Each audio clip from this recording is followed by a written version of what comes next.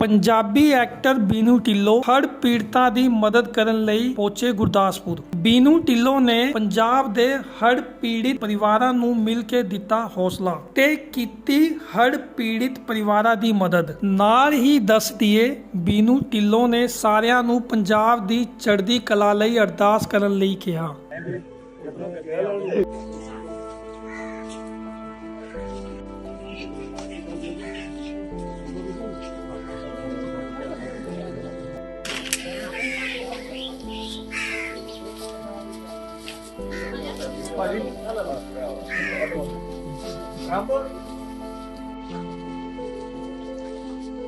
Cash पे कर दे।